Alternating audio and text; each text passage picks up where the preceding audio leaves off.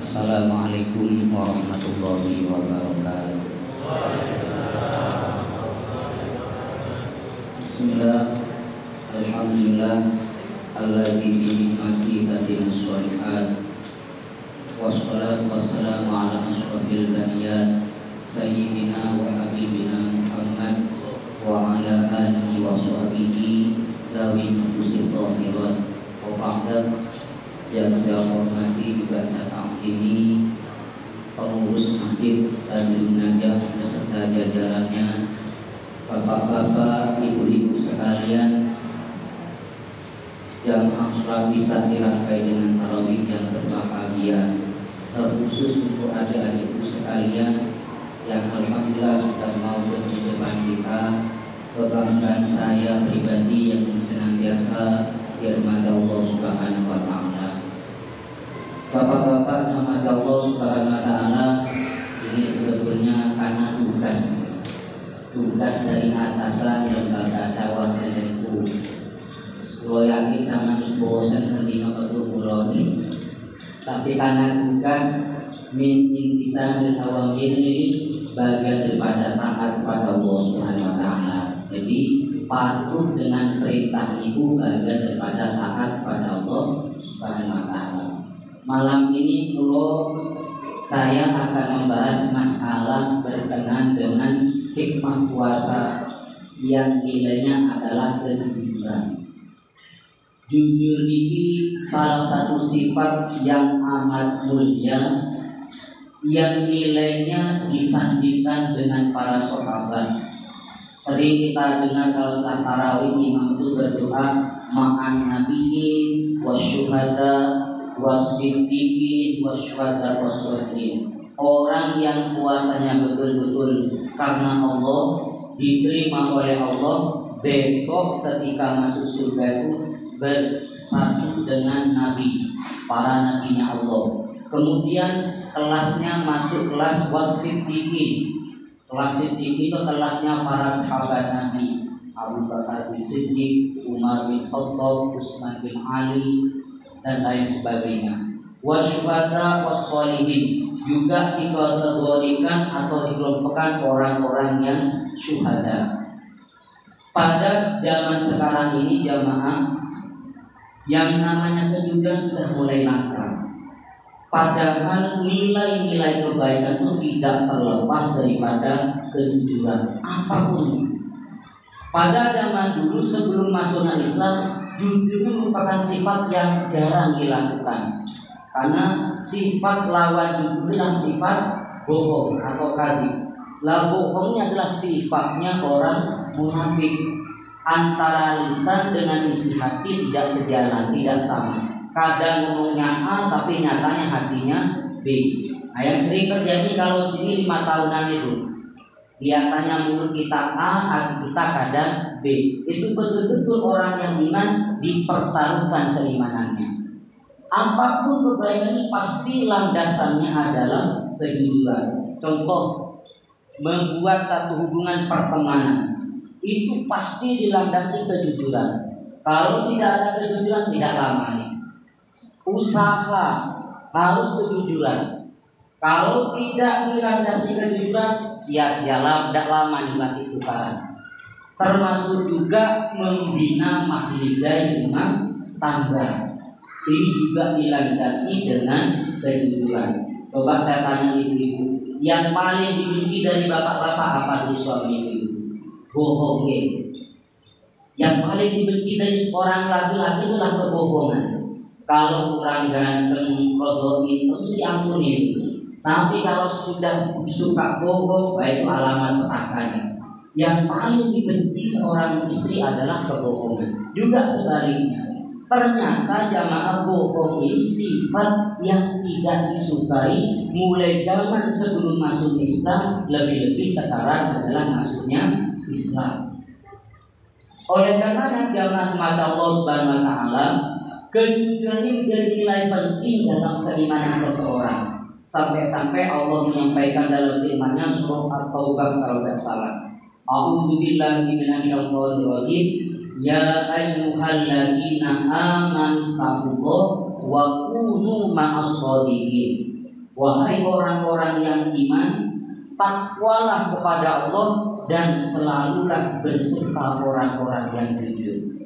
Di ayat ini Allah menegaskan iman, takwa tidak cukup menjalankan hidup ini. Harus punya fondasi kejujuran. Agar jujur terus malakah terus terbentuk dalam keseharian kita, dituntut oleh Allah untuk berteman dengan orang-orang yang jujur. Siapa orang jujur itu? Jujur banyak versinya. Ada jujur fil iman, jujur fil qaul, jujur fil aqwal. Jujur fil iman contohnya, saya ngaku Islam. Kalau dengar adzan otomatis hati terpanggil untuk sholat. Ini jujur fil iman. Pada zaman Nabi, awal-awal Nabi masuk, semua orang yang masuk minta, ya Rasulullah, segera kita perang. Kita ambil semua orang-orang yang tidak iman, kita taklukkan. Semua minta seperti itu. Ketika ada perintah perang, maka sebagian kecil saja yang betul-betul mau berperang berjihad dengan Allah, dengan Rasulullah, yang lainnya ternyata hanya bisa pakai belakang. Ini berarti tidak itu dalam imannya. Nah, kita juga itu luar biasa mengumandangkan, menyebutkan kebaikan. Ternyata ketika betul-betul sudah dilaksanakan, tidak muncul dan kelihatan batang hidungnya. Ini berarti orang-orang ini bukan orang yang jujur di dalam imannya. Mohon maaf, bangun pesantren semangat, bangun musola semangat, bangun masjid semangat, tapi bila sudah waktunya meramaikannya tidak datang. Oh, berarti ini imannya belum dikategorikan iman yang jujur. Yang kedua, jujur fil aqwal, dalam ucapannya. Kalau kata anak-anak yang ngaji malam Selasa itu adalah apa yang disampaikan itu sesuai dengan kenyataannya. Nabi itu syaratnya menjadi Rasul. Seorang Nabi diangkat lagi kelasnya menjadi Rasul harus mempunyai sifat sidik, jujur. Apa maksud jujur itu? Yang disampaikan baik yang telah terjadi, sedang terjadi, ataupun besok yang akan terjadi itu pasti benar adanya. Kalau Nabi mengatakan besok ada surga, benar adanya. Kenapa? Karena Nabi menyampaikan sesuatu murni terbimbing daripada wahyu Allah Subhanahu wa Ta'ala.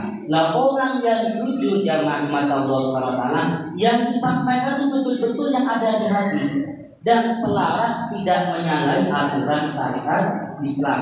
Kalau misalkan ditanya satu hukum, betul-betul hukum itu disampaikan, bukan cari hukum yang mudah agar dia yang bermanfaat untuk dirinya, yang tidak bermanfaat untuk itu tidak disampaikan. Itu tidak benar. Yang contoh sekarang yang nyata, ini kita jadi perhatian kita, khilaf ulama.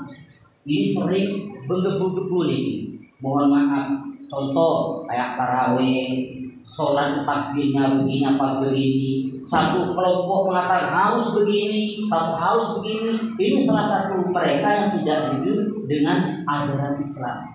Padahal Islam sangat luas sekali jamaah. Salah satu juga sekarang dia, mohon maaf, ini sering saya sampaikan nih, seperti tahlilan, manakipan, Isra Mi'raj, itu dalilnya ada nih. Khilaf ulama dari zaman dulu sampai sekarang sudah khilaf, perbedaan antar ulama. Apa khilaf hikmahnya? Khilaf ummati rahmatun, kata Nabi. Perbedaan antar ulama itu merupakan rahmat bagi umatku.